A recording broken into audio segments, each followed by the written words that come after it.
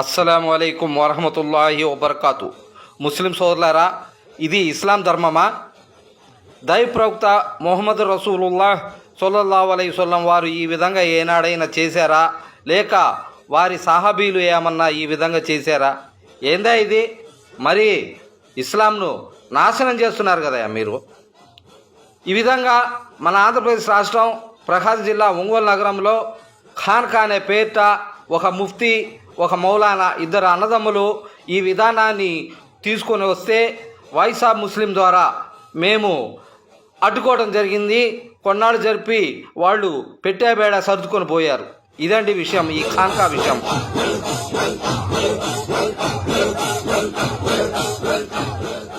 ఆంధ్రప్రదేశ్ రాష్ట్రం ప్రకాశం జిల్లా ఒంగోలు నగరంలో ఈ విధంగా ఈ ఖాన్కా వ్యవస్థను తీసుకొని రావడానికి కారకులు, మత పెద్దలుగా చెప్పుకొని తిరుగుతున్న ఇద్దరు అన్నదమ్ములైన ఒకరు ముఫ్తీ, ఒక మౌలానాలు, వీరిద్దరే ఇటువంటి ఖాన్కా వ్యవస్థను ఒంగోలు నగరానికి పరిచయం చేసినటువంటి వ్యక్తులు.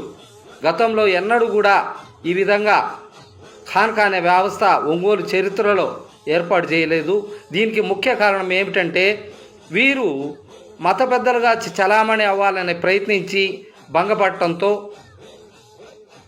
ఆలమీ షూరా అనే జమాత్ పేరుతో కొత్త జమాత్ వ్యవస్థను ఒంగోలుకి పరిచయం చేసి ఒంగోలులో మసీదుల్లో గొడవలకు కారకులయ్యారు వీరిద్దరు గుండానే మసీదులో గొడవలు జరుగుతున్నాయి అనేది పోలీసులు రికార్డులే సాక్ష్యాలు చెప్తాయి మనకి.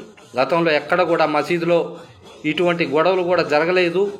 మసీదుల పెత్తనాల కోసం, జమాతుల వ్యవస్థల ఆధిపత్యం కోసం ఎప్పుడు కూడా గొడవలు అనేది జరగలేదు.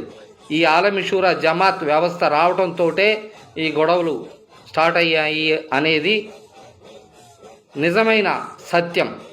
ఈ ఖాన్కా వ్యవస్థను ప్రవేశపెట్టిన ఇద్దరు అన్నదమ్ములు ముఫ్తీ, మౌలానాలు ఎంతటి నీచమైన చర్యకు దిగారంటే, ప్రతి గురువారం పూట జనాల్ని ఆకర్షించేందుకు పలావులు పెట్టి, బిర్యానీలు పెట్టించి జనాల్ని ఆకర్షించి వారి బోధనలు వీరికి తలకెక్కించే విధంగా వారు ప్రయత్నించడం జరిగింది.